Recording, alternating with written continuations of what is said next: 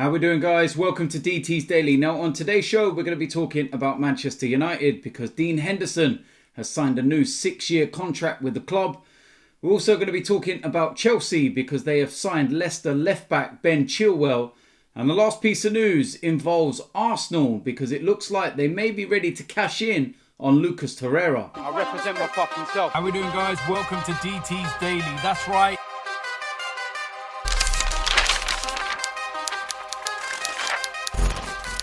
So the first place we're going to start is Manchester United, and I suppose their fans will be quite happy with a bit of good news when you think of everything that's been in the press over the last few days involving Harry Maguire in particular. But the goalkeeper, Dean Henderson, has signed a new 6-year contract. Of course, he has been on loan at Sheffield United for the last couple of years, and last season was a standout season and he really made his mark in the Premier League. With the problems that Manchester United are having in goal with David De Gea and the continuing of the mistakes that he keeps making, Manchester United have acted and they've gone and signed Dean Henderson to a long-term contract. Now he's 23 years old and he signed a deal around about £120,000 a week, which makes him one of the best paid goalkeepers in world football. That's absolutely staggering. And you've got to ask the question now as to what this means for David De Gea. I cannot see Manchester United spending £120,000 a week on somebody that's going to sit on the bench, play a Carabao Cup game, an FA Cup game. I cannot see that. I genuinely can't. I think that he's going to fight for the number one spot with David De Gea, but I just can't see him not taking the number one. You look at some of the errors and the problems with David De Gea and how high profile they are. Massive. And it would be such a big call by Ole Gunnar Solskjaer to drop De Gea and bring Dean Henderson in. But, like I said, they've just signed him to a new 6-year deal. They're not letting him go out on loan. I feel that Manchester United's hands were tied in some respects because they were probably looking at it and saying, we can't not give him a chance because he's had a taste of first team football, helped Sheffield United to get into the Premier League, then had such a breakthrough season, like I was saying, in the Premier League. And that taste of Premier League football and the fact that he had a better season than De Gea means that Dean Henderson doesn't want to sit on the bench. He doesn't want to go back out on loan again. He would have said, you've sent me on loan to gain experience, to improve, and to show that I've got what it takes to play for Manchester United. I've done that. You know, you've not got a rock solid goalkeeper where you're looking and going, you're not going to dislodge him. You know, we're not talking about Peter Schmeichel in goal, prime Peter Schmeichel, or even a David De Gea when he was unbelievable, 3-4 years ago. If it was at that time, you could sit there and say, okay, Dean Henderson, you're not going to get in the side right now. Look at what you've got in front of you.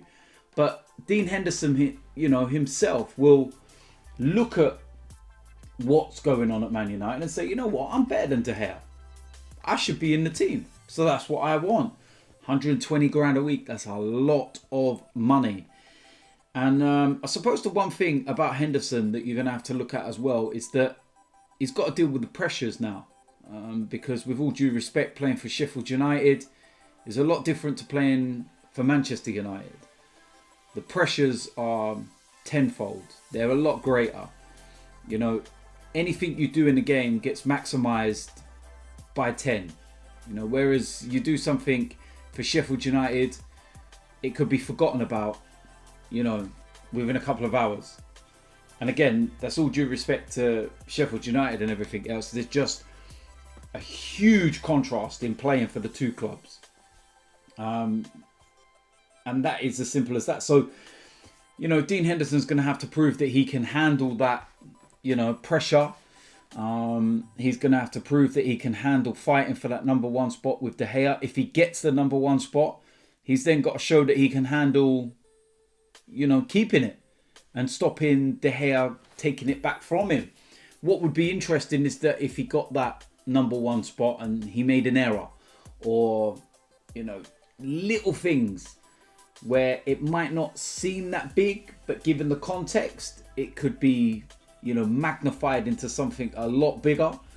And that's, part and parcel of playing football ultimately for one of the biggest clubs in the world. So, yeah, it's one of those. And be interesting to see what Manchester United do. I'll keep an eye on this one myself because, personally, the way he's been playing, I think De Gea should stay in goal because it gives the rest of us a chance.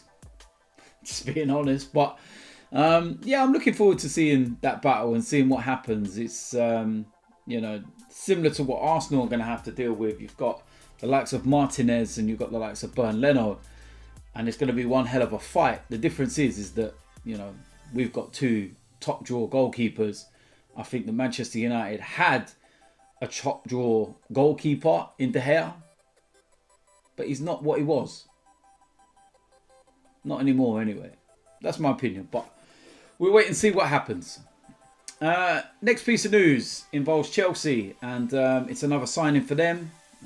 Once again, they're buying everyone because they've won the lottery. And they've signed England left-back Ben Chilwell from Leicester for a fee in the region of £50 million on a 5-year deal. And I'm going to keep this very simple. I haven't got a problem with Ben Chilwell, but you're paying £50 million for him. He's not even in the top 3, maybe not in top 5 left-backs in the Premier League.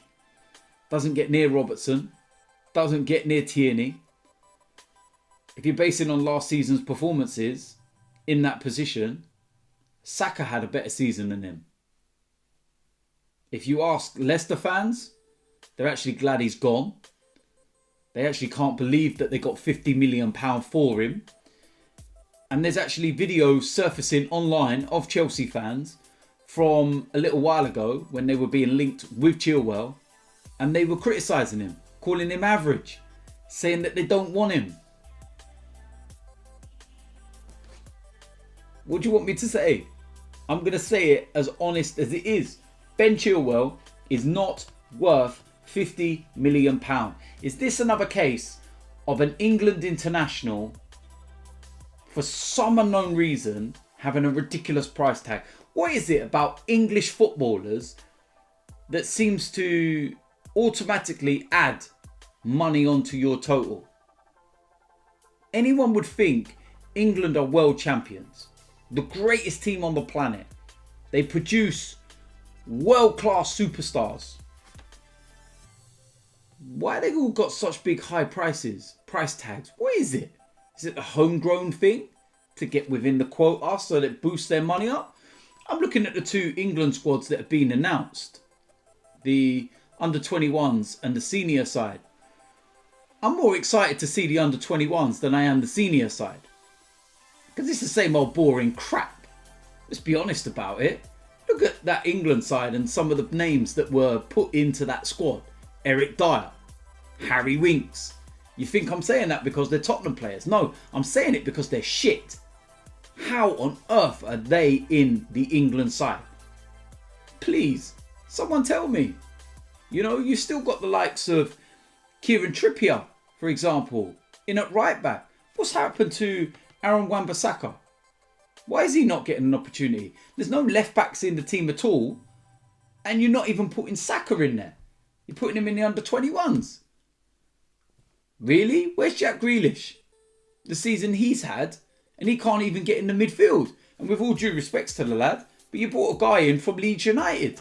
Didn't Gareth Southgate actually turn around and say about Grealish before that he wouldn't be considered for the national team when they're not competing in the Premier League?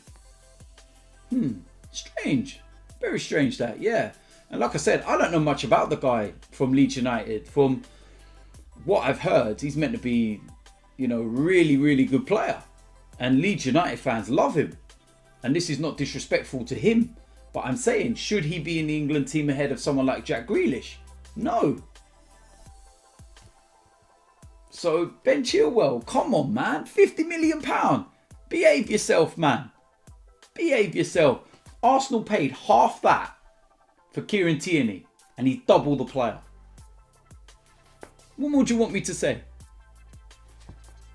You can get angry, bash your keyboards and write abuse to me in the comment section or whatever. Because that's what Chelsea fans like doing. but you've overpaid for a bang average footballer. Sorry, £50 million. Whatever. Next piece of news. And of course, this involves Arsenal and a potential sale. And it's Lucas Torreira. Now, this is a kind of sale that I've been expecting. I've heard, for a little while now that he might not well be happy at Arsenal. He's missing life in Italy because he came from Italy. Of course, he's from Uruguay, but spent his time in Italy at Sampdoria. And it's like he's homesick and that he just can't really get to grips with what's going on in the Premier League. And he wants to go back there.